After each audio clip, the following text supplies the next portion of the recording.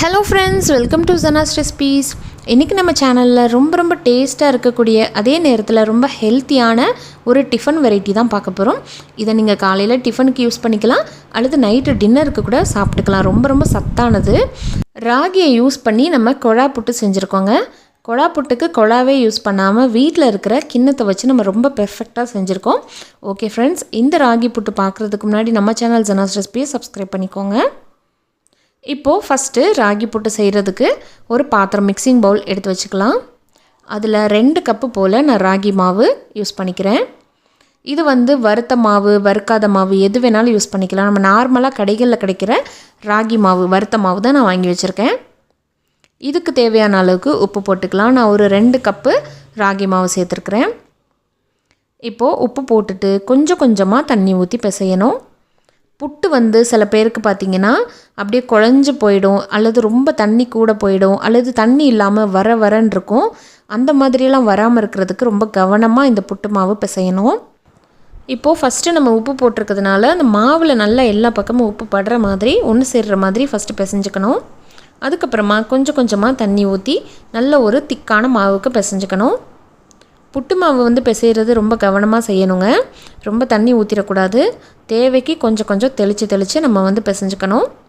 ஃபஸ்ட்டே ரொம்ப தண்ணி ஊற்றிட்டிங்கன்னா உங்களுக்கு கொலன்னு ஆயிரும். அப்புறம் நீங்கள் மறுபடியும் மாவு சேர்க்கணும்.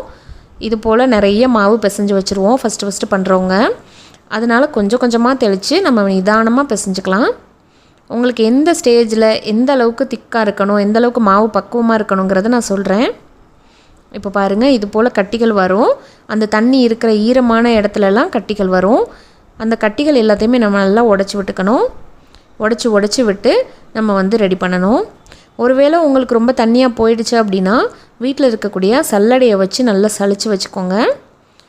நல்ல உதிரியாக இருக்கிற மாதிரி பார்த்துக்கணும். இப்போ பாருங்கள், கொஞ்சமாக ஈரம் வந்துக்கிட்டு இருக்கு. சீக்கிரமாக ஈரம் வரட்டும் அப்படின்ட்டு ஒரே முட்டை ஊற்றிடக்கூடாது. இப்போது நீங்கள் பிடிச்சு பார்த்தீங்கன்னா உங்களுக்கு உதிரணும்.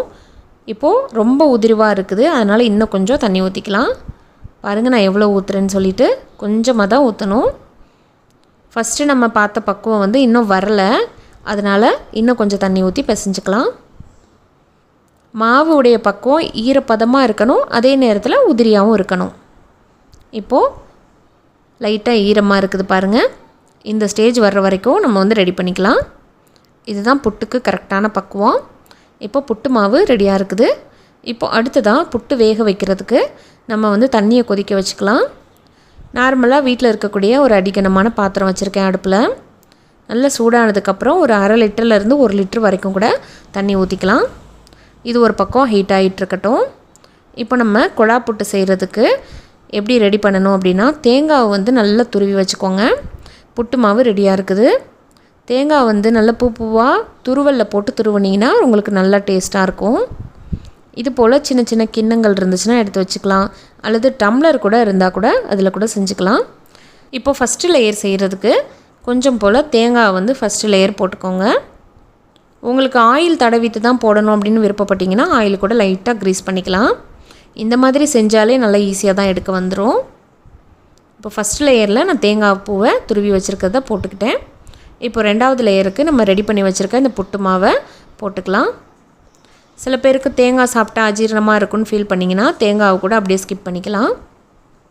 இப்போது 3வது லேயருக்கு நம்ம மறுபடியும் தேங்காய் பூ திருவலை போட்டுக்கலாம்.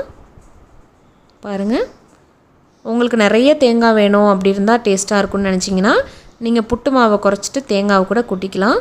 அது உங்களுடைய டேஸ்ட்டை பொறுத்து தான் இருக்குது. இப்போ 3வது லேயர் வச்சதுக்கப்புறம் 4வது லேயர் மறுபடியும் புட்டு மாவு சேர்த்துக்கோங்க. நல்லா அமுக்கி விட்டிங்கன்னா உங்களுக்கு கரெக்டாக அந்த ஷேப் எடுக்க வரும். 3வது லேயரும் 4வது லேயரும் நம்ம வச்சாச்சு. கடைசியாக ஃபைனலாக நம்ம மேலாப்பில் கொஞ்சம் போல் தேங்காய் பூவை போடணும். இப்படி கவுத்து போடும்போது இந்த மேலே போடுற தேங்காய் பூ தான் நம்மளுக்கு அடியில் வரும். ஃபஸ்ட்டு கீழே போட்டது நம்மளுக்கு மேலே டாப்பில் வரும். அதனால் உங்களுடைய டேஸ்ட்டுக்கு ஏற்ற மாதிரி கூடவோ குறைச்சோ போட்டுக்கோங்க. இப்போது ஃபஸ்ட்டு பாத்திரத்தில் நான் போட்டுட்டேன். 2வது பாத்திரத்துலேயும் நம்ம செஞ்சுக்கலாம் இதே மாதிரி.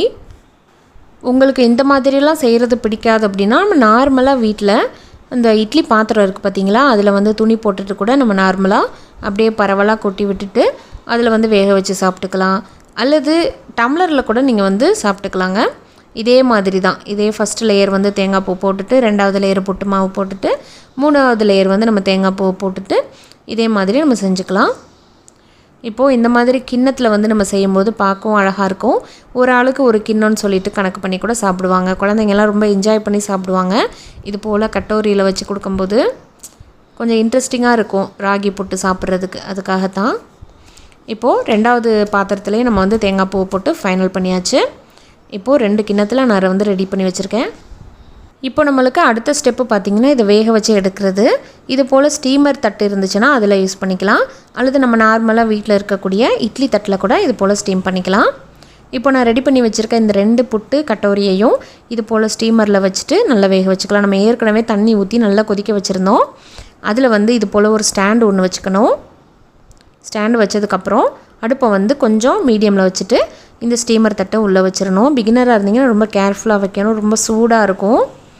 வச்சதுக்கப்புறமா நல்ல ஒரு மூடி போட்டு டைட்டாக மூடி விட்டுட்டு ஒரு 12லேருந்து 15 நிமிஷத்துக்கு திறந்தே பார்க்கக்கூடாதுங்க. அடுப்பை வந்து கொஞ்சம் ஹைலே வச்சுக்கோங்க.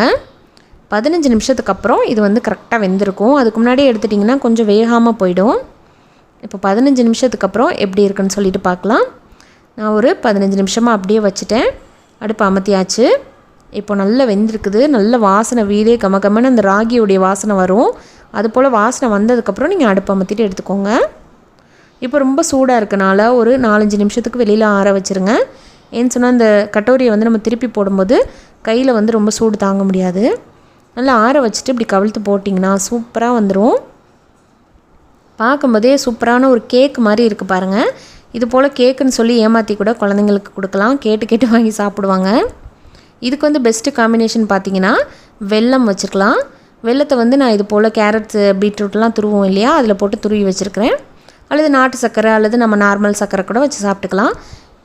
இது கூட இன்னும் கொஞ்சமாக வாழைப்பழம் வச்சு சாப்பிட்டுக்கலாம். கொஞ்சமாக நெய் கூட போட்டு சாப்பிட்டுக்கலாம். ரொம்ப அமேசிங்காக இருக்கும். இதை வந்து நைட்டு டின்னருக்கு சாப்பிட்டிங்கன்னா பெரியவங்களுக்குலாம் ஈஸியாக டைஜஸ்ட் ஆயிரும், ஸ்டீம் ஃபுட் அப்படிங்கிறதுனால. ஓகே ஃப்ரெண்ட்ஸ், இந்த ராகி புட்டு ரெசிபி செஞ்சு பார்த்துட்டு எப்படி வந்துச்சுன்னு சொல்லுங்கள். இந்த ரெசிபி பிடிச்சிருந்துச்சுன்னா லைக் பண்ணிவிட்டு ஷேர் பண்ணுங்கள். மறக்காமல் நம்ம சேனல் ஜனாஸ் ரெசிபி சப்ஸ்கிரைப் பண்ணி வச்சுக்கோங்க. ஃபேஸ்புக்லேயும் ஃபாலோ பண்ண மறக்காதீங்க. தேங்க்யூ. தேங்க்ஸ் ஃபார் வாட்சிங்.